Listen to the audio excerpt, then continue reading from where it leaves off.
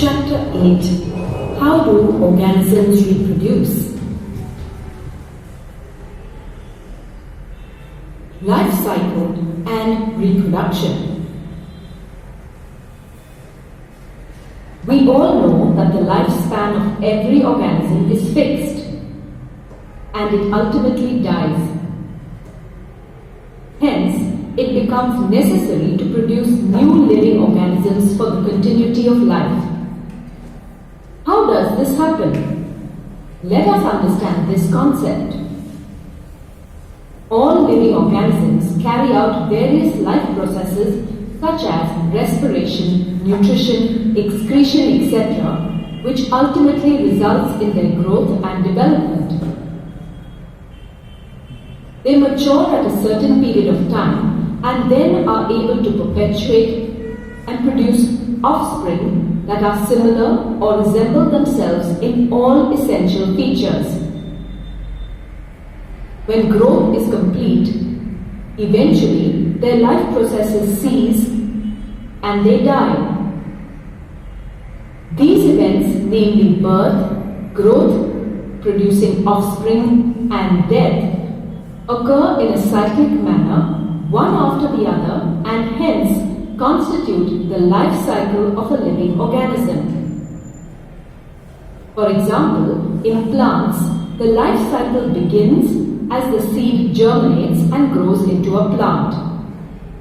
This is followed by the events of flowering, fruiting, and seed dispersal. Seed germinates to produce new plants and the process repeats itself.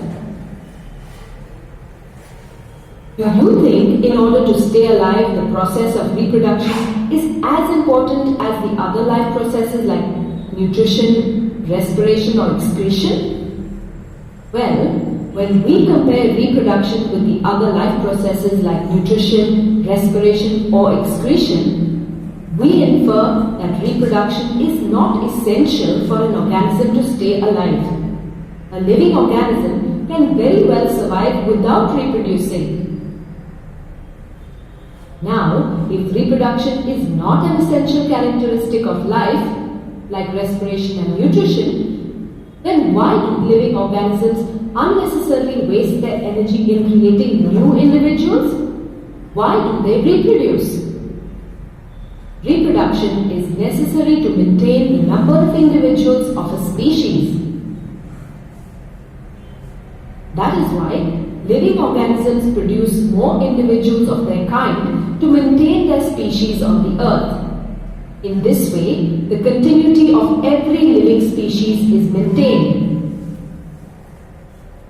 It thereby prevents the extinction of the species. Living organisms produce new individuals of the same species. A new generation of species is produced from the existing individuals. ये तो आपको पता है ना कि frog पहले क्या होता है, टेडपोल, फिर टेडपोल में से वो फ्रॉग में कन्वर्ट होता है. ठीक है, जैसे कि ह्यूमन का ऑफस्प्रिंग है वो दिखने में ह्यूमन जैसा ही होता है, बट फ्रॉग आप देख के बता नहीं सकते कि ये बड़ा होके ग्रोथ होके फ्रॉग में कन्वर्ट होगा. वो क्या फॉर्म में होता है, टेडपोल. टेडपोल को आप पानी में देखो ना तो आपको ऐसा ही लगेगा कि छोटी छोटी मछलियां हैं. ठीक है, फिर वो कंप्लीटली ग्रो होके किसमें कन्वर्ट होते हैं, फ्रॉग में. Clear? This fundamental characteristic of living things is known as reproduction. For example, in the case of animals like birds and snakes, young ones hatch from eggs. In the case of plants like mango and custard apple, seeds from the fruit germinate into seedlings. Let's do a quick check.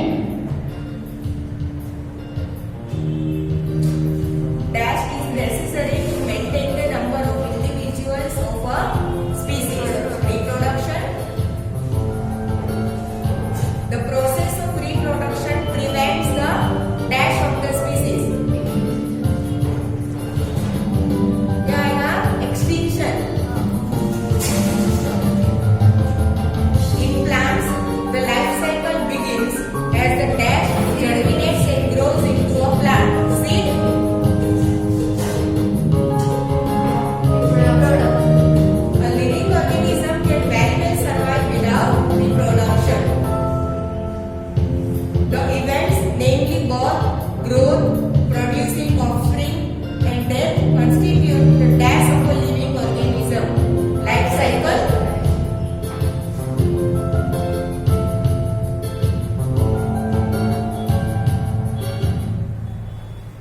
Do organisms create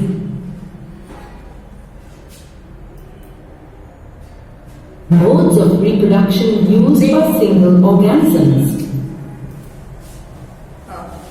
अभी थोड़ी देर पहले ऐसा आया था कि snacks वगैरह है वो एग में से हैच होके फिर आता है, ठीक है, प्लांट से वो सीड्स में से। पर कई सारे ऐसे एनिमल्स है जिसको जो एग्स नहीं देते, डायरेक्टली ऑफस्प्रिंग को बर्थ देते हैं ना, ठीक है, तो उन्हें क्या बोलते हैं? दोनों के लिए अलग अलग वर्ड्स है। जो एग्स हैच करते हैं वो, और जो डायरेक्टली ऑफस्प्रिंग को बर्थ देते हैं वो, दोनों के लिए अलग अलग नाम है, अगर याद हो तो। जो डायरेक्टली ऑफस्प्रिंग को बर्थ देते हैं दे आर ओविपेरस, ठीक है, और जो एग्स ले करते हैं वो विविपेरस, ठीक है। डायरेक्टली ऑफस्प्रिंग को बर्थ देंगे दे आर ओविपेरस, एंड जो एग्स ले करेंगे दे आर विविपेरस, ठीक है। Unicellular organisms are single-celled organisms. In unicellular organisms, all the life processes, including reproduction, occur in a single cell. Unicellular organisms reproduce through asexual reproduction. In asexual reproduction, there is no union of sex cells or gametes, and the offsprings produced are from a single parent. Unicellular organisms differ in the mode by which they reproduce. Let us perform few activities to understand the same. Activity: weigh 10 grams of sugar and keep it in a beaker. Add 100 ml of water to it. Take 20 ml of this solution in another beaker and add a pinch of yeast granules to it. The most common unicellular fungi found in nature are the yeasts. They are available in the form of dried granules. Mix the mixture well and cover the beaker. Place the beaker in a warm place. After 1 to 2 hours, put a drop of this culture on a clean slide.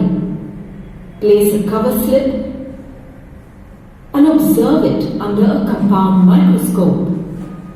What do you observe? We see that the yeast cells show development of small projections on their outer surface. These outgrowths may develop repeatedly. Later on, each of these outgrowths separate into new individuals from the parent cell. Let us perform another experiment to understand a different mode of asexual reproduction in unicellular organisms. Activity: take a piece of moist bread. Keep it in a plastic bag. Let it stay for 2 to 3 days in a moist, warm place. Observe the growth on it after 2 to 3 days with the help of a magnifying glass. What do you observe? You would observe patches of white cottony mass. Some patches are even yellowish or bluish in color. Some black spots are also clearly observed on the white cottony mass. These white cottony mass is the growth of fungus on moist bread. Now let us compare the results of the activities performed. From the first activity, we could understand that the yeast cells show a small outgrowth from the parent cell. This small outgrowth then develop repeatedly and separate itself from the parental cell and live independently. On the other hand, the fungus grows on a piece of moist bread and forms cottony mass. Thus, from the activities performed, we can infer that different organisms reproduce depending on the body design and the conditions prevailing. Let us study different modes of reproduction in unicellular organisms.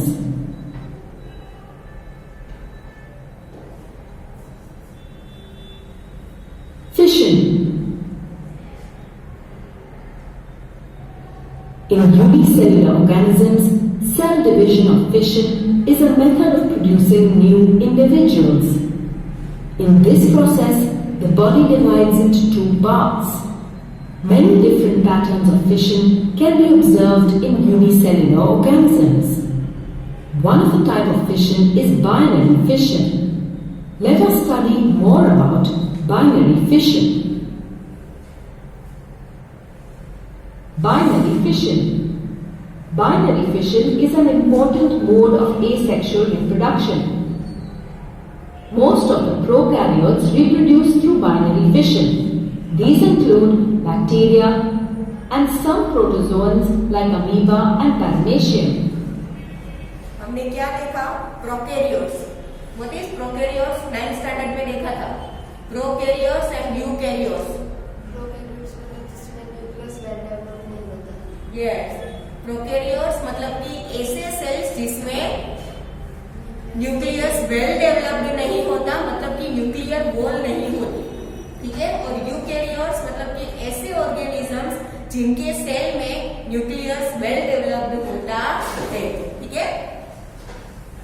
Some of the eukaryotes, for example, Euglena, also follow binary fission. In this method, the parent cell divides into two equal or nearly equal parts. Each of these parts is an individual cell and has the potential to grow and get to the same size as that of the parent organism. In amoeba, the division can occur in any plane throughout the body of the organism. This type of fission is known as simple binary fission. In some organisms, the division occurs in a fixed plane through specific axis, either horizontal or vertical. For example, in paramecium, the fission occurs in a transverse plane and is called transverse binary fission. While in Euglena, the fission occurs through longitudinal axis and is called longitudinal binary fission. Let us perform an activity to understand the process of binary fission in amoeba using permanent slides. Activity: to observe a permanent slide of amoeba under a microscope. Focus the permanent slide under a compound microscope, first under low power. Adjust the slide under high power. What do you observe? You will observe an unicellular amoeba showing no movement. Now let us observe a permanent slide of amoeba showing binary fission.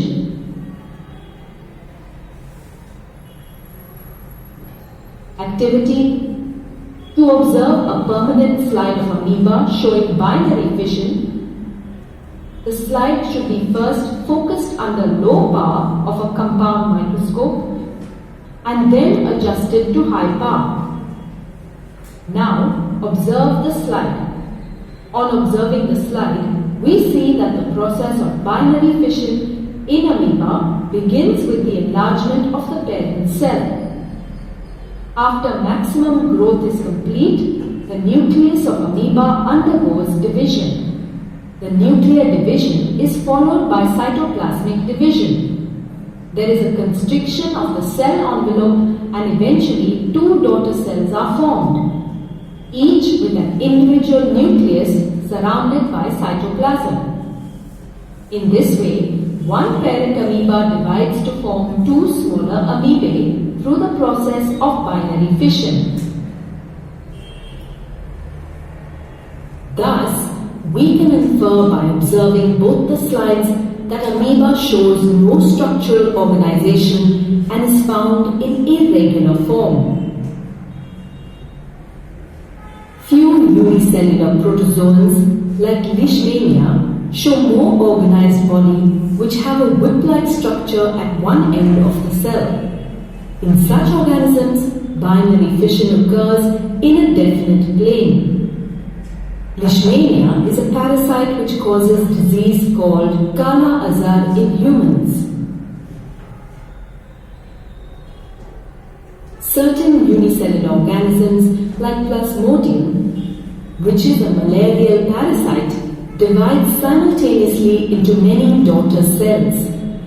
These daughter cells are then released from the parental cell as single individuals. This process of reproduction in Plasmodium is called multiple fission. Let us study another mode of reproduction in unicellular organisms. Fragmentation. Fragmentation is a form of asexual reproduction wherein the organism splits itself into fragments. These fragments on maturation breaks and develop into individual fragments. Activity.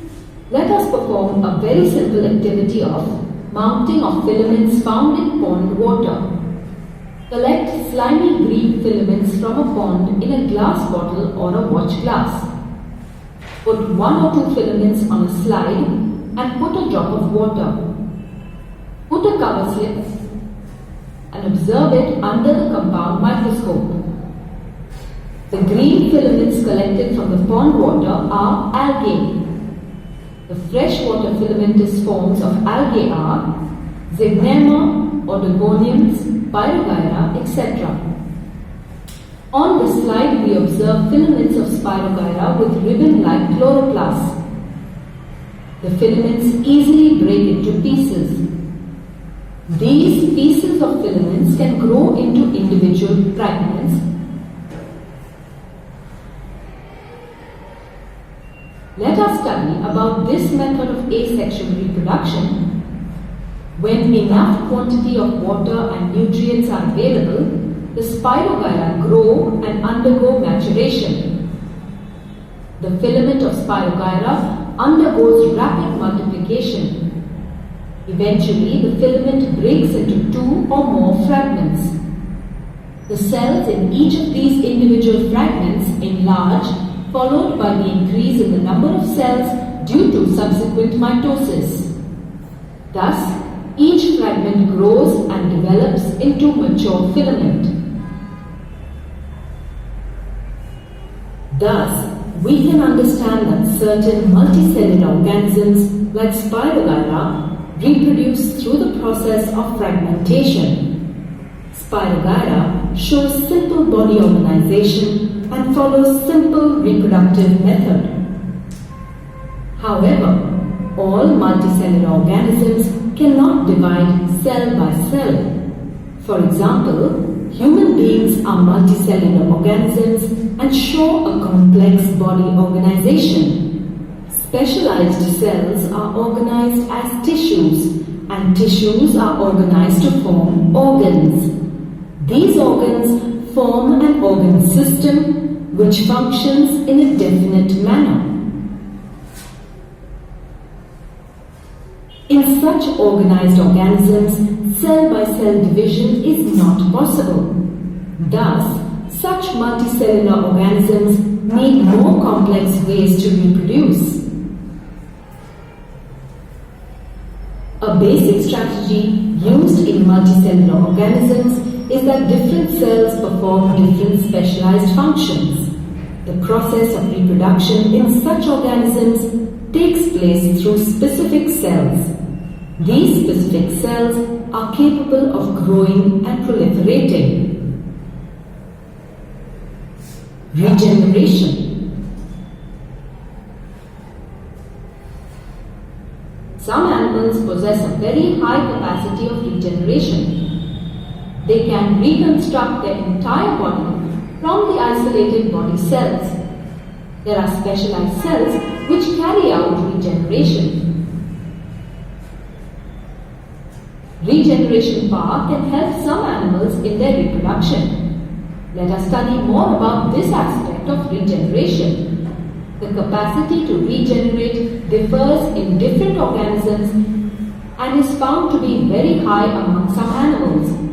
For example, hydra, sponges, ribbonworm, starfish, planaria, etc. They are capable of reconstructing the entire organism just from a single cell of the body.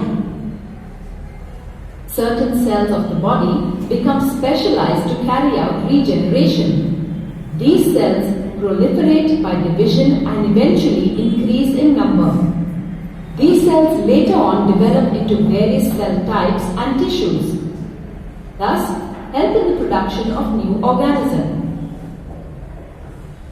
The changes in the cells take place in an organized manner, which is referred as development. However, regeneration is different from reproduction, as most of the organisms do not possess the characteristic to regenerate.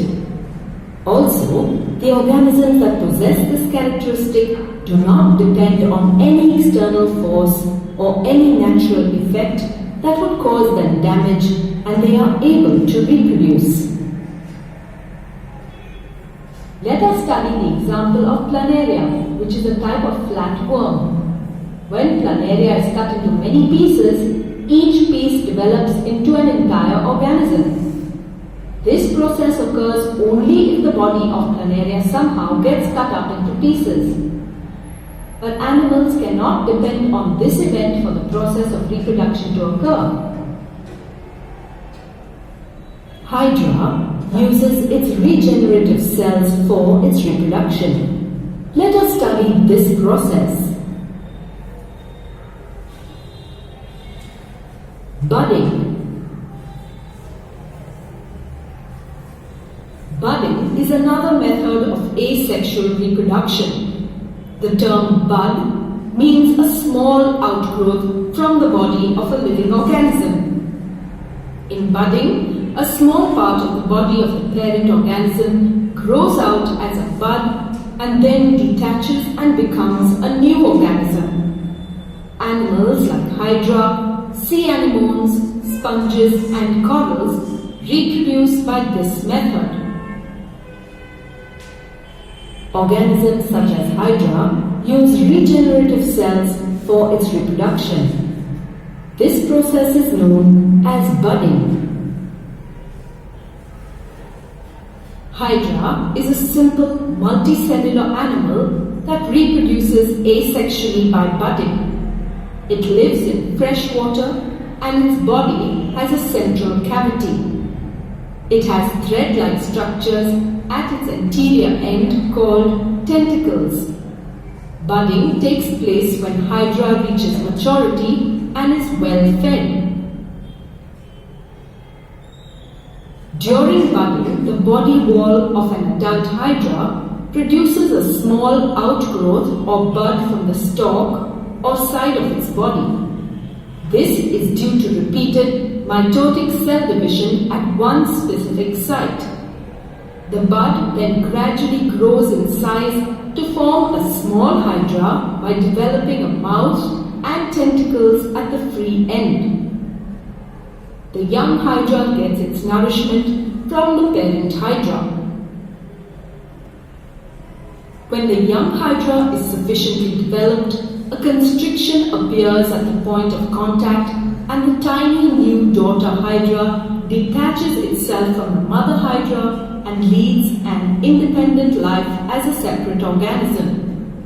In this way, the hydra reproduces asexually by growing buds from its body by the process known as budding. Remember, the bud formed in a hydra is not a single cell but a group of cells. Vegetative propagation. Observe some common plants. The sweet potato is a climber which shows fleshy roots. These fleshy roots are modified adventitious roots. These roots are useful for reproduction. We can develop new plants from the root cuttings.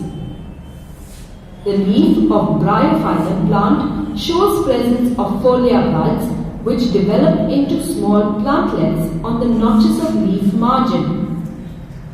The potato plant shows development of potatoes at the end of the branches. The potato is an underground stem tuber. The stem tuber has buds in the axils which we call as eyes of potato. A new plant develops from the pieces having eyes on them. If we observe, these three plants, roots, stem and leaf are involved in reproduction. When new plants are produced from the vegetative parts, namely roots, stems, leaves and buds, it is known as vegetative propagation. For example, new plants of potato develop from eyes or buds on potato. Bryophyllum reproduces from the bud on the leaf margin, and the roots of sweet potato give rise to new plants. The plants produced by vegetative propagation are similar to the parent plants. They are produced from a single parent. Plants produced by vegetative propagation take less time to grow. They bear flowers and fruits earlier than those produced from seeds. Let us perform an activity to understand the process of vegetative propagation. Activity. Take a potato. Observe its surface. What do you observe? You would observe notches or buds present on its surface. Slice the potato into pieces such that few pieces would contain the notches and few are without the notch. On a tray, spread some cotton and wet it.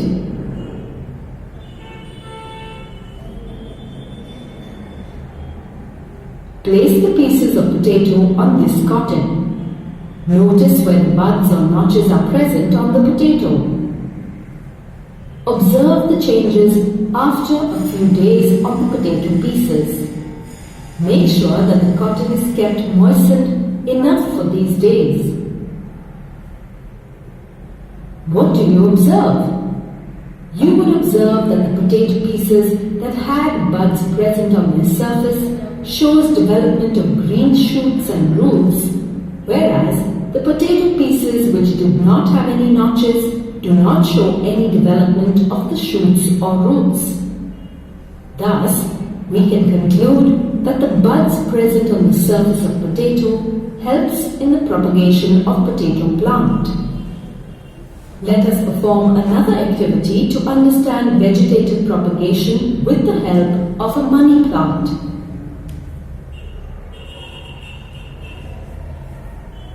Activity. Select a money plant and cut a piece of stem of money plant in such a way that it contains one node. A node is the point on the stem where a leaf is attached. Also, cut a part of stem which do not bear any leaf. Immerse both the ends of stem in water. Let it stay for a few days. What do you observe? You would observe that the part of the stem bearing node shows development of new roots, whereas the part of the stem in between two leaves shows no development of roots. This happens because the stem does not get proper point to propagate. In this case, the node acts as a point for the propagation of new roots, and thus no new roots develop on the stem which does not bear nodes. Let us now study a technique called tissue culture.